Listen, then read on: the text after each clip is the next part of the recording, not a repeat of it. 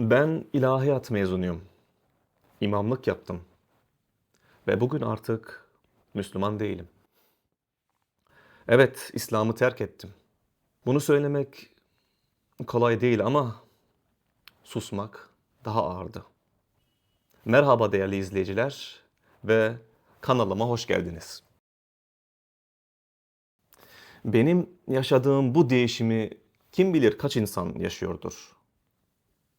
Örneğin ben dinden ayrıldığımı kendi sosyal medyamda paylaştıktan sonra daha önceden tanımadığım bir arkadaş bana yazdı ve açıldı.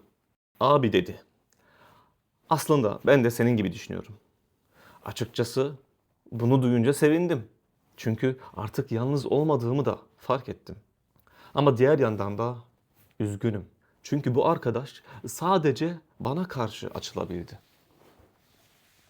En yakınlarına, arkadaşlarına, dostlarına, ailesine bile açılamadı. İşte bu çok üzücü. İnsanların kendi gerçeğini saklamak zorunda kalmaları. Hani deriz ya, ya olduğun gibi görün ya da göründüğün gibi ol diye. Ben dinden çıktığımı paylaşmadan önce kendime yakın gördüğüm Müslüman olan bazı akraba, dost, arkadaşa ve aileme danıştım ve ne yazık ki hiçbirinden destekleyici bir söz alamadım.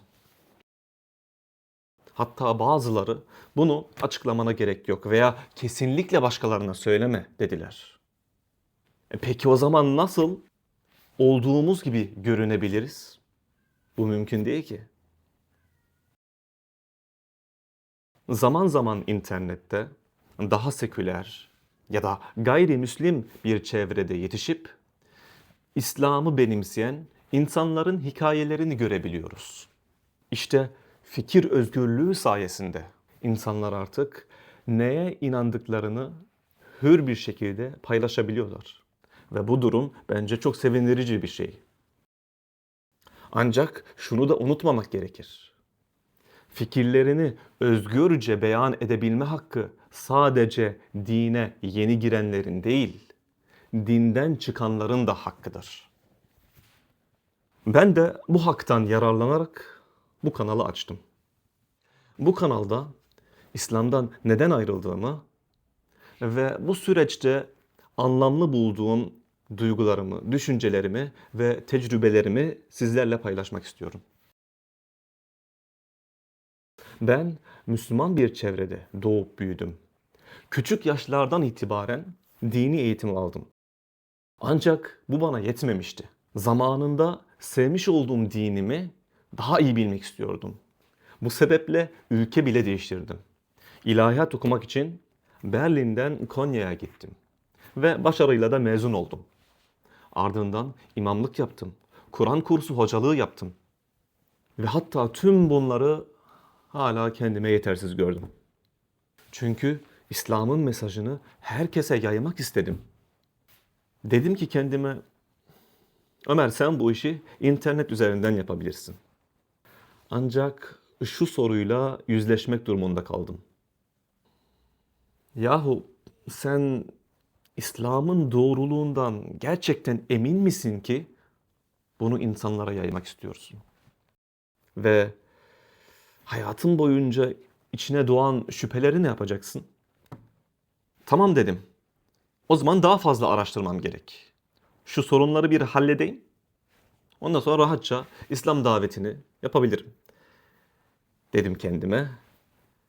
Araştırdım, düşündüm, sorguladım ve yüzleştim ve gördüğünüz gibi şu an buradayım. 180 derece dönüş yaparak karşınızdayım. Ama çok şükür ki artık olduğum gibiyim. Bu kanalda dinle ilgili tutarsızlıkları, etik problemleri ve Allah ve İslam için öne sürülen argümanların neden yetersiz olduğunu konuşmak istiyorum. Her şeyi tek bir videoya sığdırmadan adım adım ilerlemeye niyetim var. Şunu en baştan söyleyeyim.